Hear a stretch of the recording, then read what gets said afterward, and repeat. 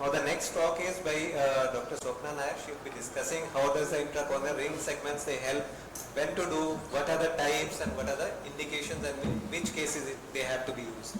To Dr. Swapna Nair. Thank you, Dr. Vijay. We all know that myopia correction has two methods. Either you take off tissue from the center or you add tissue to the peg. Now here we'll be talking about ICRS not only as a means of refractive correction but also as a means of producing mechanical support to a thin and weak cornea. So we know that the posterior stroma is less compact than the anterior. Now that is where the ICRS goes in. And for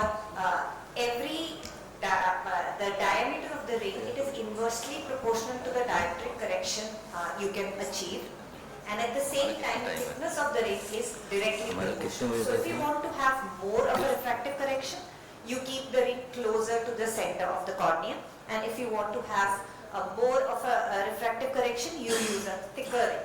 So these are the principles on which all intracorneal ring segments are based. So earlier they used to have 360-degree rings which they found were very prone to complications, because of which they divided it into segments, and that can be customized depending on the shape of the cornea and the extent of keratoconus or the extent of irregular refraction the patient has. So the mechanisms by which the segments act, all of them, are by creating space between corneal lamellae. So they act as spacers.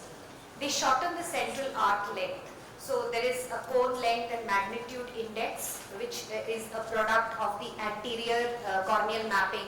This term has come from older instruments like the Keratron and the TMS that used to map only the anterior surface. So the arc length of the cornea between the rings is shortened, and thereby myopia is reduced.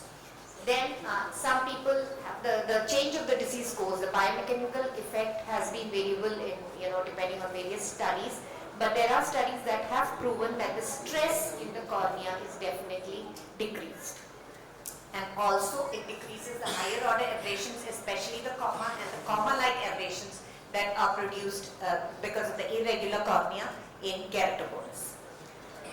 Now it's indicated in multiple corneal conditions, most common of which is keratoconus. I've used it post-PK and post-LASIK ectasia as well.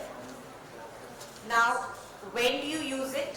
When you have loss of lines due to corneal changes, when you have a high corneal dioptric value, when there is a central clear cornea and at least 450 microns of cornea at the region where you need to pass the ring. So this is not a value for the central corneal thickness, but of the region where the mid-periphery of the cornea. And these are the multiple indications where you shall not use the ICRS. Especially when there are corneal scars or low endothelial counts and aggressive eye rubber. And you have to use in caution in patients with large pupils and low endothelial counts, like I mentioned before. So these are the multiple type of rings. So Intax is one of the most commonly used ones. So the arc in Intax is 150 degrees, hexagonal in cross section, and it has an inner diameter of 6.7 and outer of 8.1. You have those that are used for steeper corneas or for higher amount of keratoconus, where you have inner diameters lesser than the previously mentioned ring. So you're getting closer to the center to correct more of refractive error. And the thickness is 0.21 to 0.5 millimeters in steps. The Ferrara is another company which manufactures the rings, and you have triangular rings in this case. So does the Kera ring also look the same, triangular, except that it has two more arcs compared to Ferrara rings, which are 90 to 210, whereas Ferrara has Kera rings are available in slightly larger arc lengths. And optic zones corrected are nearly the same. They are slightly farther away from the cornea compared to the previous rings I mentioned. Being triangular in cross sections, the height of the triangle that determines the thickness of the ring. Now this is a Mayo ring, which is a 360-degree ring. It's a continuous ring, and it has a convex upper surface and a flat lower surface. So, and it is inserted into a pocket created. So now this is so you can make your incision either manually using spiral kerto, or you can have a femto dissection, which is what is commonly practiced, where you need to create only channels depending on how many rings you want to place. So this is how manual keratome works, and this has been used for a Ferrara ring segment. So here you can see how a continuous channel is being created, and that is the one through which you place both the segments depending on whether you're treating an asymmetric cornea or a symmetric cone.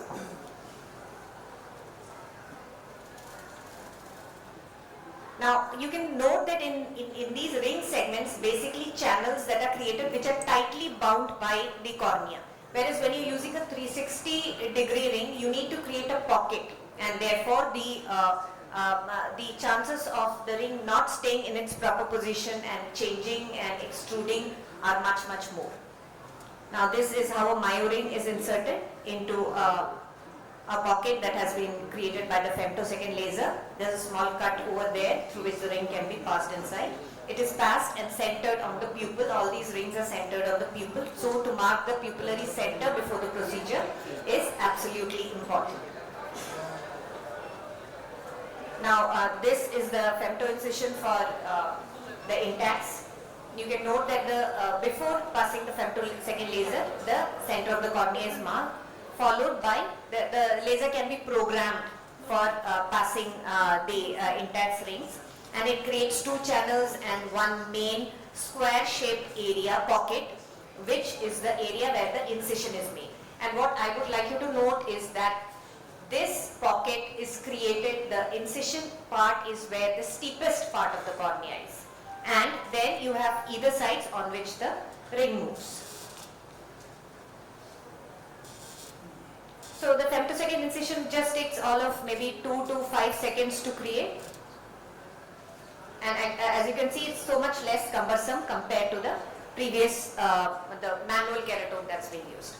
And as you can see, so these are the pockets that are created, and then you move on the ring into the channels that have been created, followed by an incision after the passing of the second ring. Now, how do you choose what ring to pass? The company helps you, whichever one you're choosing, and depending on whether your cone is central, whether it's symmetric, you decide how to go about it. So if you have a very central cone which is purely myopic or has very low astigmatic components, you do choose symmetric rings. So you can see that here you have chosen 0.45 thickness rings, and on either side it's the same, and you can see it's along the steep axis that the incision is there, 90 degree namely. On the other side, when you have higher astigmatic components, then you may choose asymmetric rings. You can have a thinner ring on the upper part and a thicker ring in the lower part.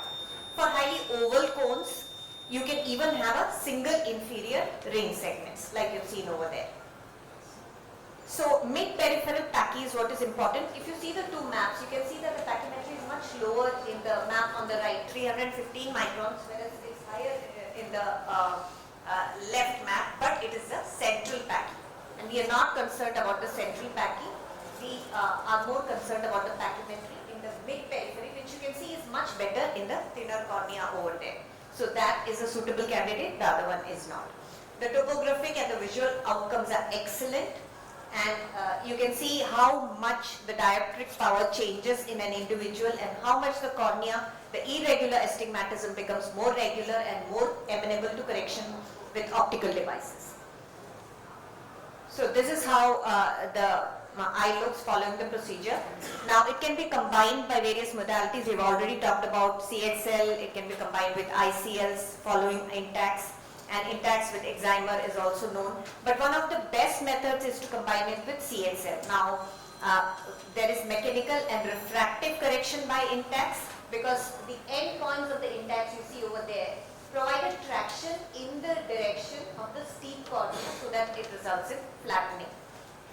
Then by its biomechanical action, CXL on top of this would cause strengthening of the cornea. So the sequence preferred is that you insert the intacts first, followed by the CXL, though there has been a lot of debate on that.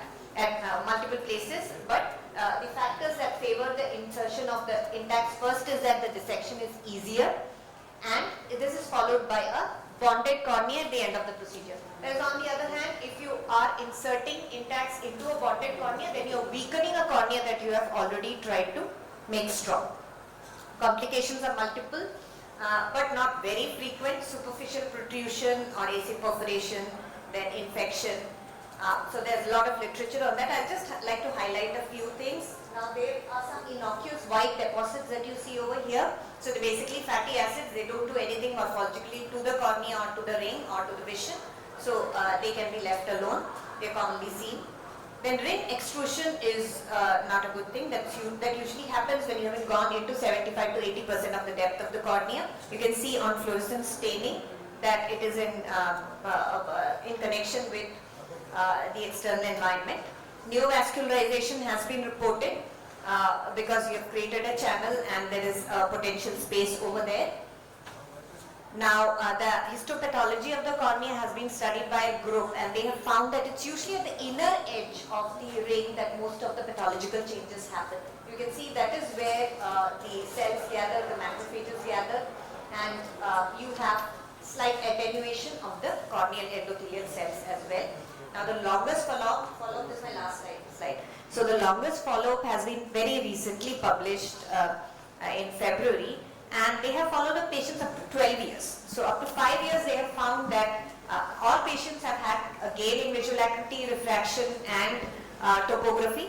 And up to 5 years everyone has been doing well, but those they had got to follow up for 12 years, they found that a majority of patients are coming back to baseline following intacs if not done with a supportive procedure like cross-linking. So it greatly changes the quality of life in a patient. Is better when treated with CXL, and it's always reversible. Thank you very much. Thank you, Dr. Swapna. It was an excellent presentation. I just have one query. Meanwhile, I'll invite Professor Namita Sharma for her talk on types of riboflavin and current status of accelerated cross-linking. I just have one query that, you showed about the Ferrara ring and some other rings. I personally don't have experience of Ferrara ring. I'm a little hesitant in using it because it is put at 4mm zone, and I use intacs more often because it is more peripheral. So do these patients have any problem during evening time or dim illumination or anything? So yeah, that's why the pupil size is very important, which we will get when we do the topography. So very large pupils, very lightly pigmented, it's better to avoid or at least tell them this is what they're getting in exchange. But otherwise, for most Indian eyes, that is not a very big question, especially with intacs, like you said, which goes into a wider zone. Okay, thank you.